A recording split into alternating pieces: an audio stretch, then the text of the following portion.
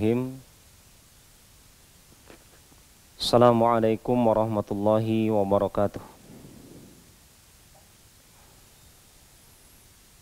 Innal hamdalillah nahmaduhu wa nasta'inuhu wa nastaghfiruhu wa na'udzu billahi minasyururi anfusina wa sayyiati a'malina may yahdihillahu fala mudhillalah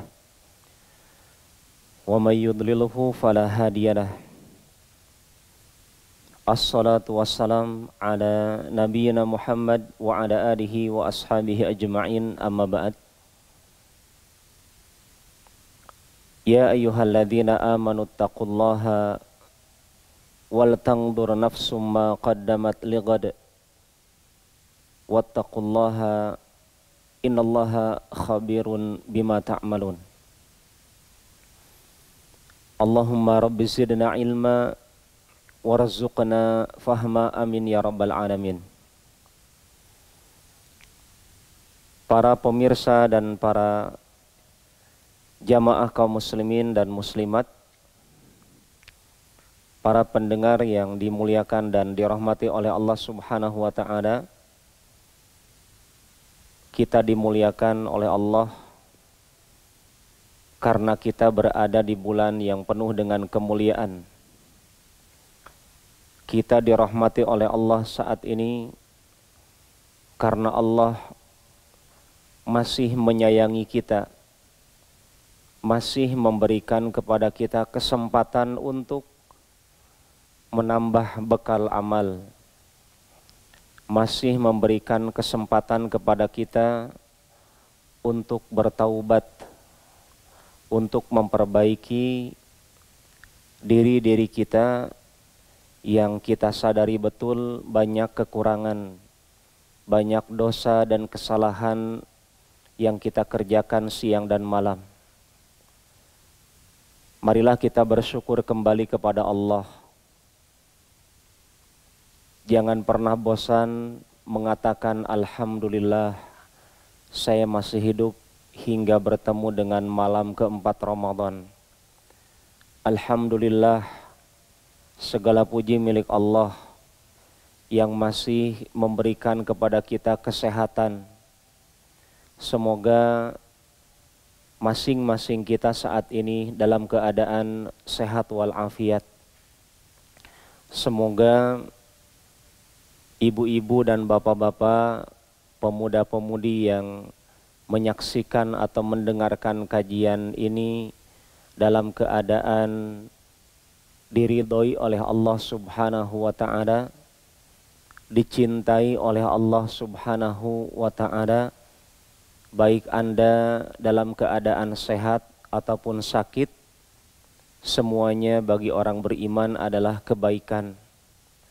Sehat menjadi sebab kita bersyukur kepada Allah, sakit menjadi sebab kita belajar menjalankan kesabaran karena Allah Subhanahu wa ta'ala. Para pemirsa dan pendengar yang dimuliakan dan dirahmati oleh Allah Subhanahu wa ta'ala, kajian saat ini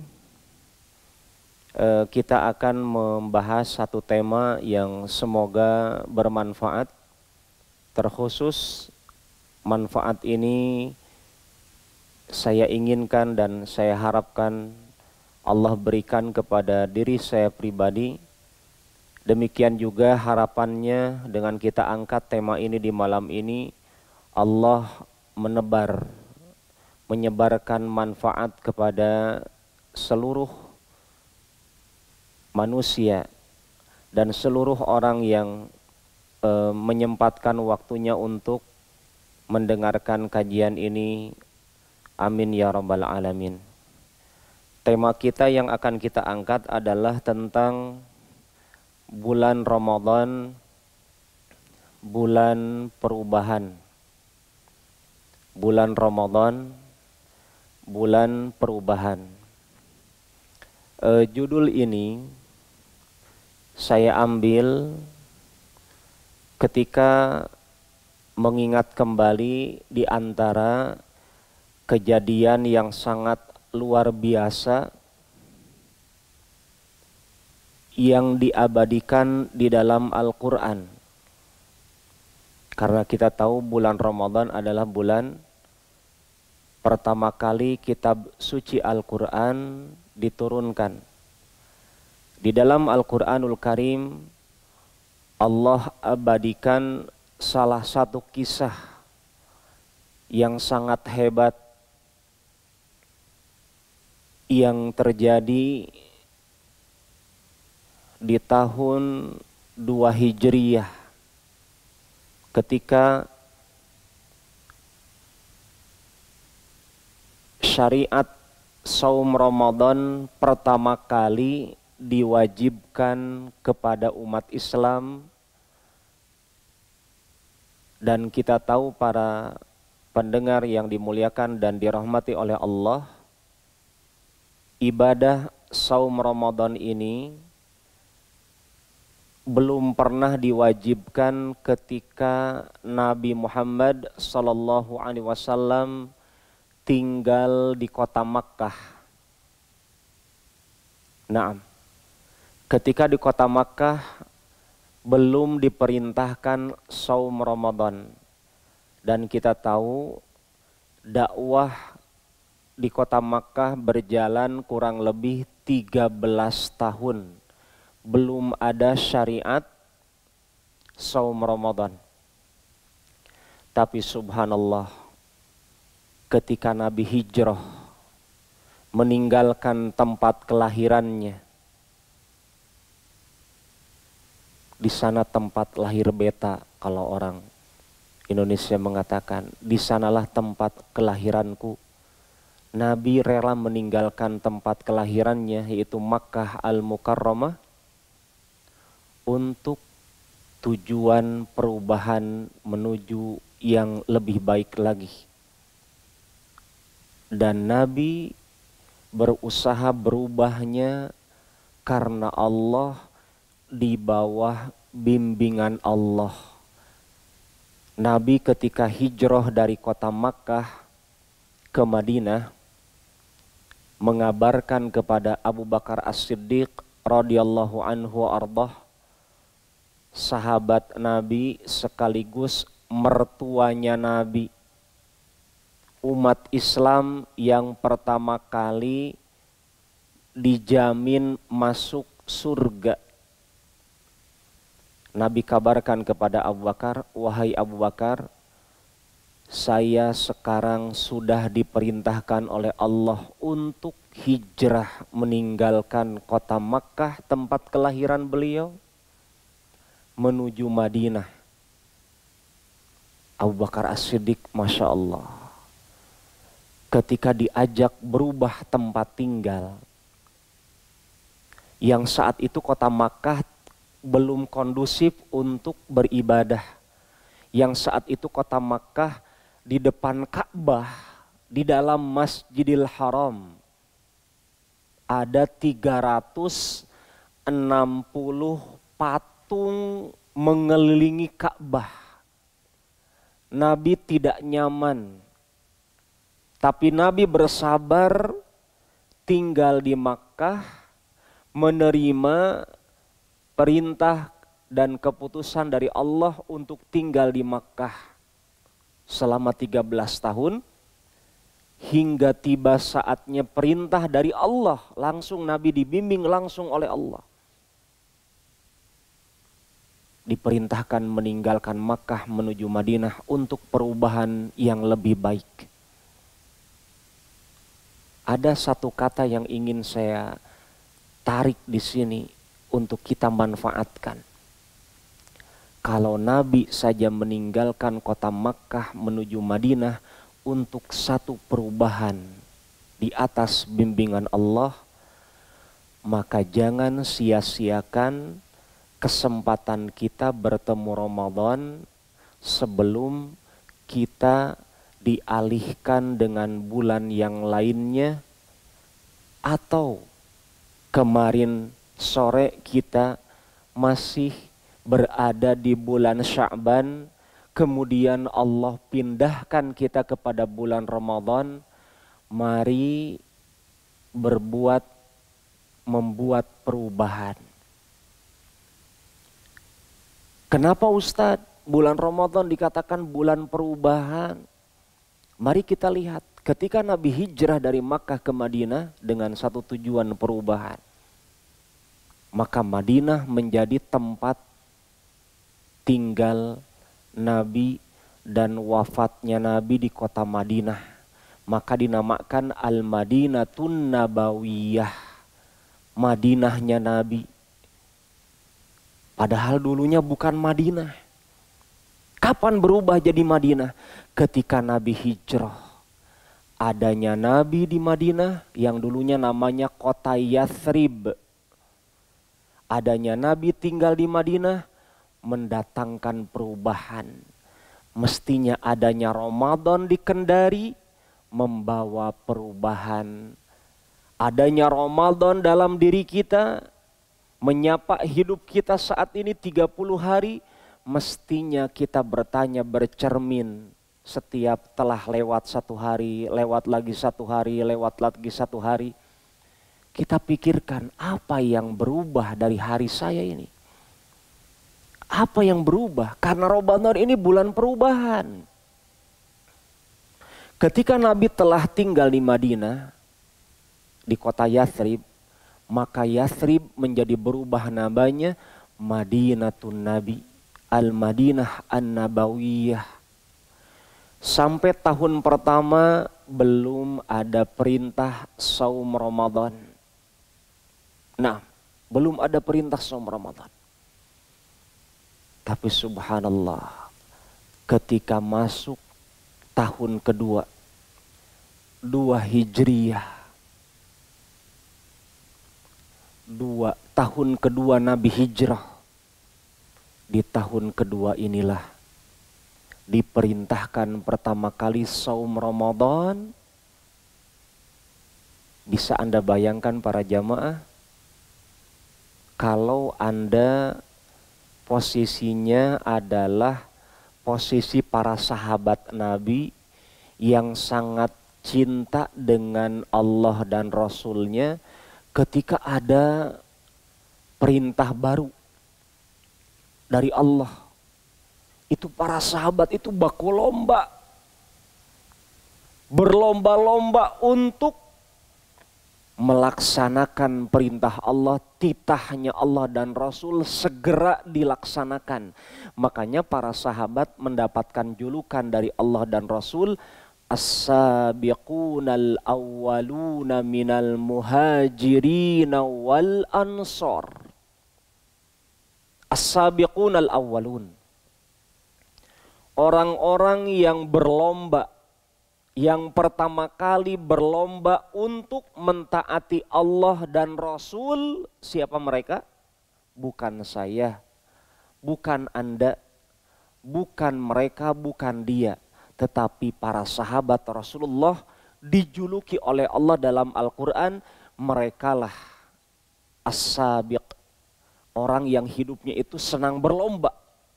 Hidup para sahabat itu berlomba di dalam beribadah.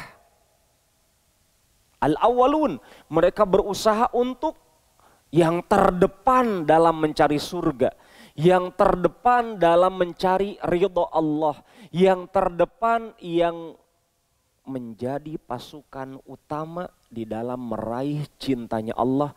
Merekalah para sahabat. Siapa? Muhajirin dengan Ansor. Ketika mendapatkan perintah pertama saum Ramadan, tidak ada satupun sahabat yang menolak. Semua sahabat menerima perintah dari Allah. Sami'na wa ata'na. Ya Allah, kami mendengar perintah Engkau, dilantunkan oleh Rasulullah SAW. Faman syahida minkumus syahra falyasumhu. Barang siapa yang menyaksikan bulan Ramadan mendatangi dirinya, bulan Ramadan berkunjung kepada dirinya, maka sambutlah Ramadan tamunya Allah. Bagaimana cara menyambut tamu Allah bernama Ramadan? Kata Allah, falyasumhu, saumlah. Kalau Anda cinta Ramadan, jaga kualitas saum Anda. Jaga tingkatkan kualitas ibadah puasa Anda. Karena itu kata kuncinya menyambut bulan suci Ramadan. Faman syahida minkumus syahra falyasumhu. Kalau Anda ingin mendapatkan perubahan menuju yang terbaik, ranking Anda, kualitas ibadah Anda melejit di bulan Ramadan, bagaimana caranya? Coba cek tingkat kualitas saum Anda yang sudah lewat. Hari pertama sudah lewat, hari kedua sudah lewat, hari ketiga sudah lewat. Hari-hari itu berlalu begitu cepat. Kalau kita tidak melihat perubahan-perubahan yang signifikan, kita ngeri itu di akhir. Di 10 hari pertama ini penentu juga ini. Jangan dipikirkan 10 hari terakhir. Karena ini adalah perubahan itu bermula dari angka pertama Ramadan, menentukan angka kedua, ketiga, dan seterusnya. Anda tahu para sahabat berlomba. Sami'na wa ata'na. Ya Allah, kami taat. Tidak ada satupun sahabat yang komplain sama Allah dan Rasul. Ya Allah, kenapa begini? Saya lagi ingin enak-enak makan, minum, dan seterusnya. Para sahabat semuanya tidak begitu. Langsung mereka berlomba untuk melaksanakan saum Ramadan. Para pemirsa, para pendengar, perlu Anda syukuri dan perlu kita syukuri bersama. Saum kita caranya berbeda dengan saum pertama kali disyariatkan. Dulu para sahabat ketika saum pertama kali disyariatkan itu kapan? Bagaimana caranya? Para sahabat itu tidak boleh tidur. Kalau sementara saum dekat-dekat maghrib, itu kalau maghrib ketiduran lagi adzan maghrib, kemudian Anda bangun, apa yang terjadi? Anda mesti melanjutkan saum Anda sampai besok. Itu dulu begitu. Dan kita dapatkan kalau konsep saum Ramadan yang di zaman Nabi itu dulu diterapkan sekarang di Kendari, banyak orang Islam yang merasa keberatan. Dulu syariat saum Ramadan itu seperti itu. Ada sahabat pulang dari ladangnya, kita tahu di Madinah itu adalah daerahnya sejuk, nyaman. Dan memang orang-orang Madinah biasanya berladang ke kebun, ya, petani.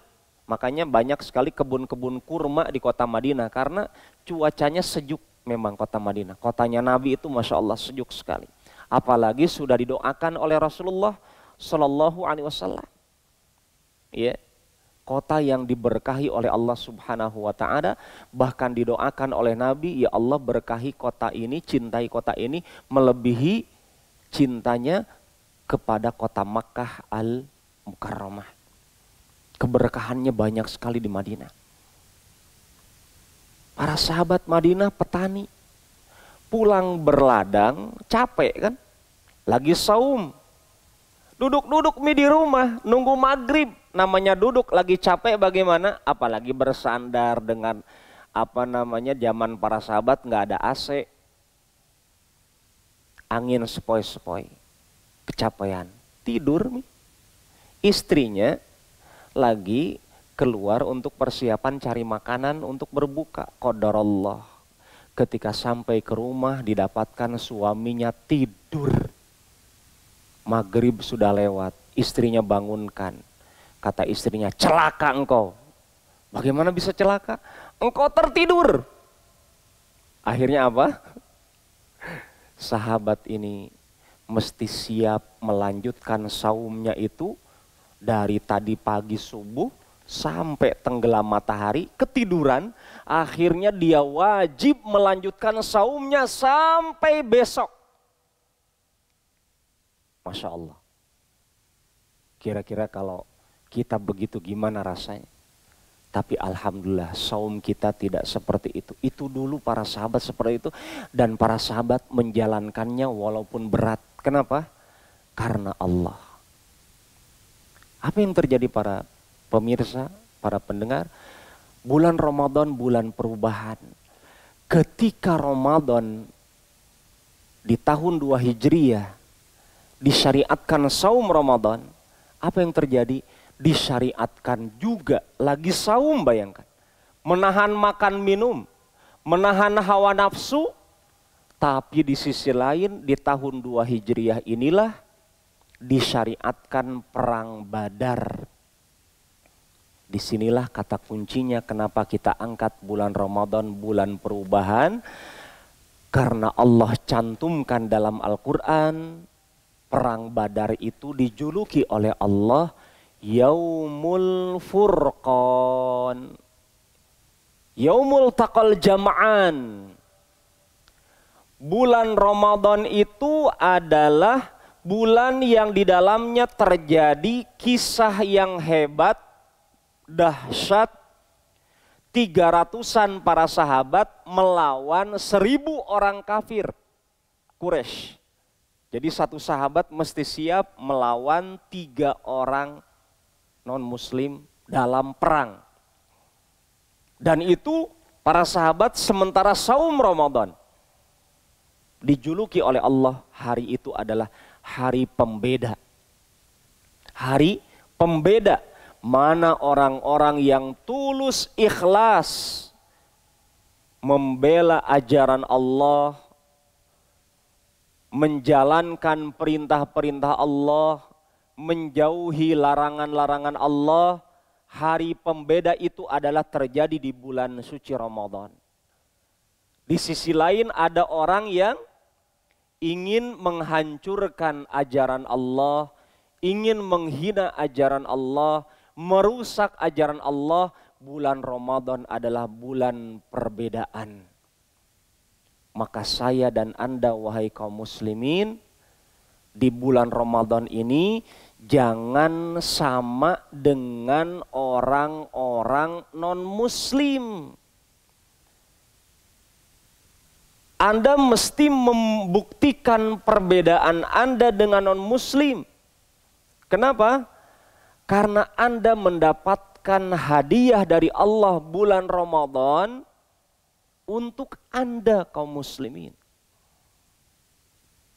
Maka ketika orang non-muslim itu mendengarkan musik di bulan Ramadan, Anda jangan dengar musik karena musik itu ibadah non-muslim.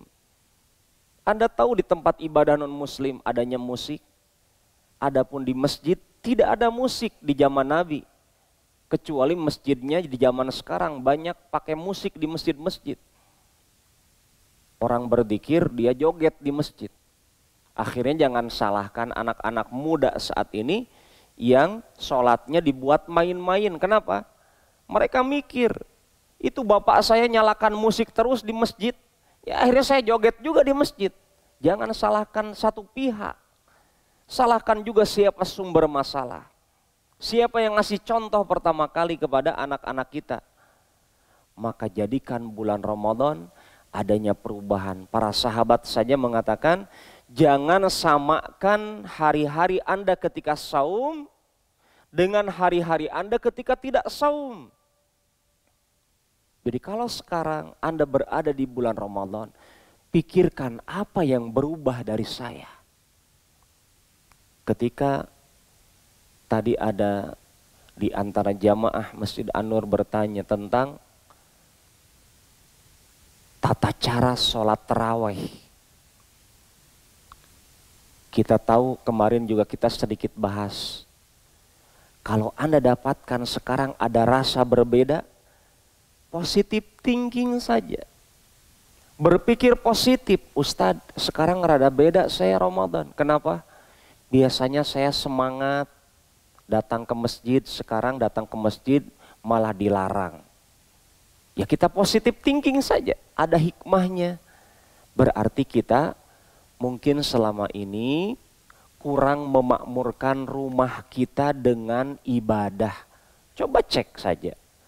Kita introspeksi diri kita selama ini. Ini hikmahnya positive thinking di zaman saat ini, di musim wabah corona ini, di bulan Ramadan. Kenapa ya Ustadz sekarang saya diperintahkan untuk sholat di rumah? Ya mungkin selama ini rumah kita kayak kuburan. Oh Ustadz ini bisa saja, bisa memang. Ya.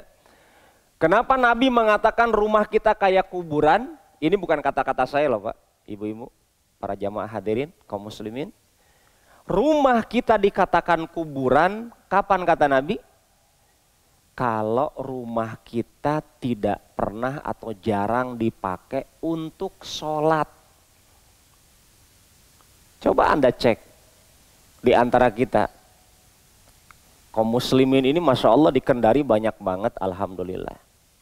Dan semoga imannya juga kuat-kuat insya Allah, apalagi di bulan Ramadan.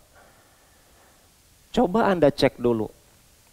Sebelum adanya wabah corona, sebelum adanya himbauan, bahkan sekarang ada penekanan dari para elemen pemerintah untuk sholat di rumah, ibadah di rumah. Dulu sebelum ada wabah corona, bagaimana kualitas sholat kita di rumah? Sholat malam tidak, witir 1 rakaat saja lewat, ya. Subuh bablas, duhur tanggung, asar capek, maghrib makan, gitu ya. Isya nonton, ngerumpi lewat. Banyak orang Islam dulu meninggalkan sholat. Sekarang ketika ada wabah corona, Ramadannya sedikit banyaknya kita rasakan ada perubahan. Positive thinking saja, oh ini hikmahnya. Selama ini saya menjadikan rumah saya kayak kuburan, kata Nabi.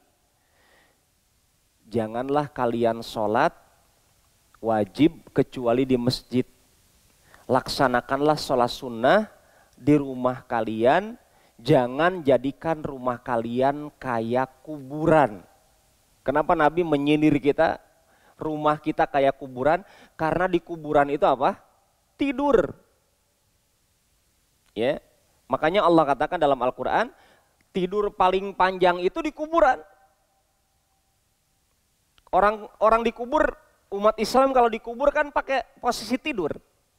Nggak ada umat Islam posisi tidurnya itu posisi kuburannya itu disemayamkannya itu apa? Dengan berdiri, kecuali orang Syiah. Saya dapatkan videonya orang Syiah itu apa? Dikubur jenazahnya itu dengan posisi berdiri. Dalam Islam Allah katakan, yauma yaqumun nasu lirabbil alamin. Ingat kata Allah, akan ada hari. Ya, di hari itu terjadinya di hari Jumat kata Allah. Akan ada hari, ketika hari itu apa? Seluruh manusia berdiri, bangun dari tidurnya. Tiba-tiba ketika bangun dari tidur, di hadapannya Allah, pencipta alam semesta. Bukan lagi istrinya yang menyiapkan hidangan sahur. Bukan lagi istrinya, anak-anaknya yang sedang duduk-duduk di rumahnya. Bukan. Sekali bangun, adalah di hadapannya Allah untuk meminta pertanggungjawaban dari amalan-amalan kita. Makanya kita dapatkan orang beriman meyakini bahwasanya kalau adanya wabah corona ini hikmahnya salah satu yang sangat besar, menjadikan rumah jangan seperti kuburan, tetapi menjadikan rumah seperti masjid, rumah Allah. Di masjid dilaksanakan sholat, di rumah dilaksanakan sholat, di kuburan tidak boleh sholat. Makanya Nabi tidak pernah sholat di kuburan kecuali sholat jenazah. Gak ada ceritanya Nabi khutbah Jumat itu depannya kuburan para sahabat gitu, kemudian sahabat yang hidup di sekitarnya khutbah Nabi tidak pernah. Nabi gak pernah sholat duha di kuburan. Nabi nggak pernah sholat malam di kuburan. Nabi tidak pernah sholat tahiyatul kuburan, nggak ada memang. Ya, yang ada tahiyatul masjid. Maka jadikanlah rumah Anda saat ini di wabah corona seperti masjid. Di rumah Anda ada baca Quran, Masya Allah. Di masjid ada baca Quran. Jadi kita merasa kayak ada hiburan dari Allah. Ketika kita sekarang dipersulit untuk berangkat ke masjid karena wabah corona ini. Semoga Allah percepat wabah ini sehingga Allah angkat segera insya Allah. Amin ya rabbal alamin. Tapi hikmahnya dengan itu kita bisa memakmurkan rumah kita. Yang dulunya rumah kita sibuk dengan musik. Pagi hari keroncongan, sambil keroncongan perutnya lapar, dengar keroncongan, musik keroncongan. Kemudian siang hari dangdutan, makan sambil dengar musik dangdutan. Sore harinya musik pop mungkin ya. Malam harinya apa gitu. Sekarang kita rubah, bulan Ramadan bulan perubahan. Yang dulunya cinta musik, sekarang cintai Al-Quran. Ustadz, saya belum lancar baca Qur'annya. Berlatihlah terus. Konsultasikan kepada ustadz yang paham tentang ilmu membaca Al-Quran. Coba Anda buka YouTube. Masya Allah, sekarang itu Allah permudah kita. Handphone kita yang mungkin paket datanya selama ini kita habiskan untuk mendownload MP3, musik, semuanya ada di handphone kita. Coba di bulan Ramadan itu kita rubah handphone kita, isinya murotal Al-Quran. Kita bisa meniru ucapan imam-imam Masjidil Haram, Masjid Nabawi. Di situ ada Al-Quran 30 juz, mungkin Syekh Sudais, Syekh Suraim, dan seterusnya. Ya, Asyatiri, dan seterusnya. Banyak ulama-ulama, imam-imam Masjid Haram, Masjid Nabawi yang suaranya Masya Allah, bacaannya Masya Allah. Kita tiru mereka, ikuti bacaan mereka. Misalkan kita buka Al-Quran, kita klik internet kita, akhirnya handphonenya juga ikut dapat menjadi sarana ibadah. Uangnya untuk beli pulsanya menjadi sarana ibadah. Di bulan Ramadan dia buka Al-Quran, oh saya mau coba perbaiki bacaan saya, Al-Fatihah misalkan. Dengarkan, diulang-ulang, bisa. Itulah caranya kita cerdas. Ini positive thinking menghadapi wabah corona di bulan suci Ramadan. Bulan perubahan. Bukan dengan dihalang-halanginya ke masjid jadi tambah loyo. Ya. Karena ketika Anda beribadah di masjid, menyembah Allah. Ketika Anda beribadah di rumah, menyembah Allah. Yang Anda sembah di rumah sama dengan yang Anda sembah di masjid. Ustadz, bagaimana pahalanya? Banyak yang bertanya kepada saya, Ustadz bagaimana pahalanya? Saya ingin pahala sholat berjamaah. Apalagi sholat taraweh berjamaah di masjid, pahalanya beda. Kata Nabi, orang sholat berjamaah taraweh di masjid bersama imam sampai selesai, seakan-akan dia sholat semalam suntuk. Lalu sekarang bagaimana Ustaz sholat taraweh saya di rumah? Ada bonus Pak di rumah Anda sholat apa? Anda sekarang diangkat oleh Allah jadi imam. Masya Allah, kapan lagi nih ya? Anda jadi imam. Bayangkan kalau konsep ini diterapkan oleh seluruh penduduk kaum muslimin, khususnya Kadia ataupun dunia ini saat ini. Menggema imam-imam kaum muslimin di rumahnya. Alhamdulillahirabbil alamin dan seterusnya. Dan kita boleh memegang Al-Quran dengan sholat kita. Ustadz, modal saya jadi imam itu triple kul, Al-Ikhlas, Al-Falak, An-Nas dengan Al-Fatihah. Yang paling inti sebenarnya perbaiki betul-betul bacaan Al-Fatihahnya. Karena Al-Fatihah rukun sholat. Ya, la sholata liman lam yaqra bi ummil kitab. Kata Nabi, tidak sah sholat kalau tidak membaca induknya Al-Quran yaitu Al-Fatihah. Maka Al-Fatihah diperbaiki betul bacaannya. Tes-tes kepada istrinya, istrinya kepada suaminya, anaknya juga. Saya yakin anak-anak kita banyak yang ngaji di TPA, ya, bisa diperdengarkan. Ustadz, semua satu rumah itu baru nyadar ternyata bacaan Al-Fatihahnya semuanya salah-salah. Ya buka tadi internet, dengarkan. Oh begitu bacaannya, al-ha-ha, alhamdu, bukan alhamdu. Ya, Rabbil a, bukan a tapi a. Itu diulang-ulang, dilatih di situ. Dan kita ketika sholat taraweh bisa sambil megang Al-Quran. Ustaz, bisakah megang handphone, di situ ada Al-Qurannya sudah saya download? Bisa. Ya, mungkin aplikasinya handphone kita mode pesawat saja dulu, agar tidak mengganggu kita sementara baca Quran dari handphone, tiba-tiba apa? Panggilan. Ada yang ngebel. Nggak mungkin kita angkat sementara sholat. Langsung kita bel, Assalamualaikum, siapa ini? Batal kita sholatnya.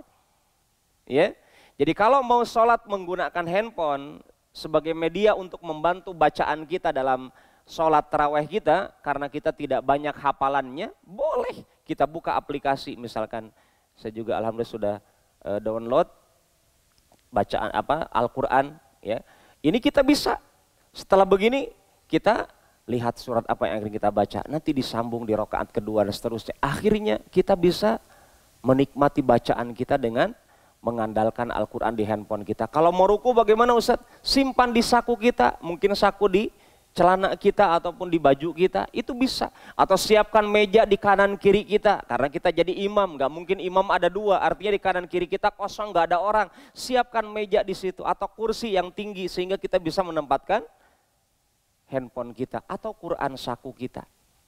Dan gerakan ini adalah gerakan yang darurat, tidak masalah. Ya, tidak akan membatalkan sholat. Nabi saja pernah menggendong cucunya sementara sholat. Nabi gendong cucu loh. Menggendong itu gerakan sholat yang tidak ada contohnya. Tidak ada gerakan sholat dari menggendong anak. Nabi pernah buka pintu rumahnya ketika ada tamu berkunjung ke rumahnya. Buka pintu. Itu kondisi darurat, maka dibolehkan. Begitu juga kalau ada ular, kalajengking lewat depan kita sementara sholat, jangan pura-pura khusyuk. Kalau memang kita sudah tahu itu ada ular, apalagi ularnya bisa mematikan, jangan bilang, wah Ustaz, mati syahid. Dari mana dalilnya? Nabi menganjurkan kita kalau ada binatang berbahaya sementara kita sholat, bunuh dia. Boleh ambil sapu atau apa dengan gerakan-gerakan seperti itu. Nabi pernah sholat dalam kondisi perang, menaiki kudanya. Gerakan sholatnya gimana Ustaz? Ya semampunya. Artinya kalau memang ada gerakan yang dibutuhkan, ya tidak dipermasalahkan. Termasuk memegang Al-Quran, menyimpan lagi, mengambil lagi. Kalau dibutuhkan karena kita kurang banyak hafalannya. Bulan Ramadan, bulan perubahan. Yang dulunya cinta musik, coba latih sekarang, mumpung baru 4 hari, masuk hari keempat. Semoga kalau dibiasakan ini sampai akhir Ramadan, Allah akan tanamkan kecintaan kepada Al-Quran dan Allah akan tanamkan kebencian kepada musik dengan izin Allah. Sebagaimana Anda wahai para perokok, umat Islam mestinya sadar. Pemilik pabrik rokok di Indonesia pernah diwawancara oleh salah seorang ustadz. Pemilik pabrik rokok mengatakan, Ustadz, saya tidak pernah merokok. Iya, perokok. Tolong dipahami nih. Pemilik pabrik rokok mengatakan, saya tidak pernah merokok. Kenapa ketika ditanya? Alasannya karena saya tahu bahaya rokok. Makanya pemilik pabrik rokok suka menulis di kardusnya apa? Rokok membunuh tak. Rokok memang membunuh Anda, tapi kadang kita memang kata pemilik pabrik rokok rokok dikhususkan untuk orang yang tidak bisa membaca. Ya. Ini disindir kita oleh orang pemilik rokoknya. Artinya jadikanlah kalau kita sanggup di bulan Ramadan dari semenjak subuh sampai tenggelam matahari sanggup menahan diri dari merokok, masa tidak sanggup melanjutkannya dari maghrib sampai sahur, sampai mau masuk waktu subuh lagi. Kita sudah dilatih oleh Allah, kita sudah dimudahkan oleh Allah untuk meninggalkan rokok 12 jam dan itu terjadi setiap hari. Kita sudah letih menumpuk ibadah-ibadah kita, menahan diri dari rokok karena Allah.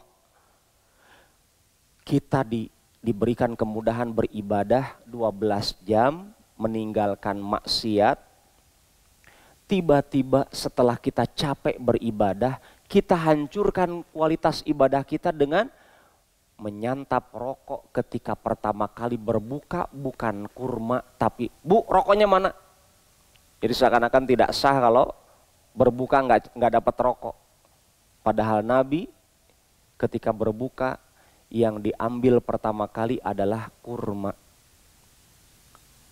Dan ingat para pemirsa, para pendengar yang dimuliakan dan dirahmati oleh Allah Subhanahu wa taala, bulan Ramadan waktunya berjalan begitu cepat. Tanpa terasa kita telah lewat hari keempat. Akan lewat setengah pertama atau dari 10 pertama akan kita lewati detik-detiknya saat ini. Sudah masuk hari keempat, besok kelima dan seterusnya. Apa yang kita dapatkan dari perubahan diri kita? Yang mungkin 3 hari terlewat kemarin, sedekahnya belum banyak, belum rutin, coba kita program. Yang bacaan Qur'annya masih mungkin bolong-bolong di hari kemarin, bahkan mungkin sedikit-sedikit, coba kita renungkan, mau begini teruskah? Padahal bulan Ramadan ini sudah ada penyeru di malam pertamanya, wahai para pencari kebaikan, wahai orang-orang yang ingin menjadi baik, yang ingin berubah bertambah baik, akbil, datangi kebaikan. Sekarang orang di bulan Ramadan untuk menjadi baik itu tidak susah. Kenapa? Karena ada syariat saum. Dan kata Nabi, asyaitan yajri fi bni Adam majrad dam fadayyiquhu bisyam. Setan itu yang suka goda kita, yang suka bisiki kita, mengalir di tubuh kita sealiran darah. Di mana ada darah, di situ ada bisikan setan. Darah ada di kepala kita kadang pikirannya ngeres-ngeres. Darah ada di mata kita, maka matanya pandangannya kadang aneh-aneh.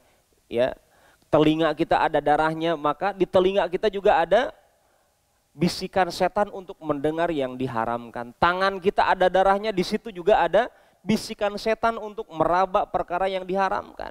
Kaki kita, perut kita, kemaluan kita. Kata Nabi, tolong umat Islam sadarilah setan itu ada di tubuh kita. Mengalir dengan aliran darah kita menyatu. Bagaimana caranya agar setan kalah, KO? Fadayyiquhu bisyam. Lemahkan, sempitkan ruang geraknya setan di tubuh kita dengan ibadah saum. Makanya orang kalau saumnya betul-betul, dia akan mendapatkan adanya panggilan. Ya Allah, saya ingin baca Quran. Ya Allah, saya ingin berwudu untuk sholat. Ya Allah, saya ingin bertaubat. Ya Allah, saya ingin berbakti kepada orang tua. Ya Allah, saya ingin bersedekah. Dan seterusnya. Orang kalau niat saumnya benar karena Allah, Allah akan berikan keberkahan saumnya. Dan itu terasa. Mau saya ataupun Anda, kalau betul-betul saumnya karena Allah, pasti ada efeknya. Dan itulah rasanya. Setan jadi dipersempit, bisikan malaikat akan diperluas saat ini. Belum nanti akan ada rombongan malaikat di 10 hari terakhir, dipimpin oleh malaikat Jibril. Ini belum terjadi. Dan kita khawatir kalau sekarang kita berteman terus dengan setan, takutnya nanti ketika Lailatul Qadar, ketika malaikat itu memenuhi dunia ini, malaikat tidak mau berteman dengan kita. Kenapa? Karena kita sudah terbiasa berteman dengan setan. Apa contohnya berteman dengan setan? Setan tidak saum Ramadan, Ibu, Bapak. Tolong diingat ini. Yang umat Islam tidak ada alasan sakit, dia nggak sakit, dia sehat bugar, nggak kena virus corona, ya, nggak sakit yang keras, dia juga tidak sapar, tiba-tiba dia nggak sakit, nggak sapar, nggak haid, apalagi laki-laki nggak mungkin haid. Kalau ada laki-laki haid berarti laki-laki jadi-jadian. Dia tidak nifas, nggak melahirkan anak. Tiba-tiba di bulan Ramadan di siang hari makan, minum, merokok dan seterusnya. Ingat kepada Anda yang tidak ada alasan, tidak ada udzur saum, tidak ada udzur untuk meninggalkan saum, tiba-tiba Anda meninggalkan saum Ramadan. Ingat, setan tidak saum. Berarti kata setan, saya punya teman di bulan Ramadan. Malaikat akan menjauhi Anda karena Anda mendekati setan dan langkah-langkahnya. Para pemirsa, inilah kajian singkat kita. Mari pikirkan kembali. Bisa jadi ini Ramadan terakhir. Jangankan Ramadan terakhir, bisa jadi ini malam terakhir untuk kita hidup di dunia. Bisa jadi ini adalah hari terakhir untuk kita menghirup napas udara di kota Kendari ini. Jadikan kesempatan kita saum di hari ini, sebagaimana Nabi pernah berpesan kepada para sahabat ketika akan sholat, sholli sholatam waddi'. Jadikanlah sholat kalian agar berkualitas, seakan-akan itu sholat terakhir. Jadikanlah saum yang Anda kerjakan hari ini, baca Quran hari ini, sedekah hari ini, bertaubat hari ini, seakan-akan itu saum terakhir dari Allah, the last chance. Seakan-akan baca Quran terakhir, seakan-akan sedekah terakhir, sehingga setelah itu apa? Kita merasa indah hidup kita karena diakhiri dengan ketaatan kepada Allah Subhanahu wa ta'ala. Dan insya Allah kalau kita hidup, akhir hidup kita dalam ketaatan, kita akan dibangkitkan dalam kondisi ketaatan, dan kita akan berjumpa dengan Allah Subhanahu wa ta'ala dalam kondisi kebahagiaan. Ya, amin ya rabbal alamin. Subhanaka Allahumma rabbana bihamdik, asyhadu an la ilaha illa anta astaghfiruka wa atubu ilaik. Wassallallahu wasallam ala nabiyina Muhammad walhamdulillahi rabbil alamin. Assalamualaikum warahmatullahi wabarakatuh.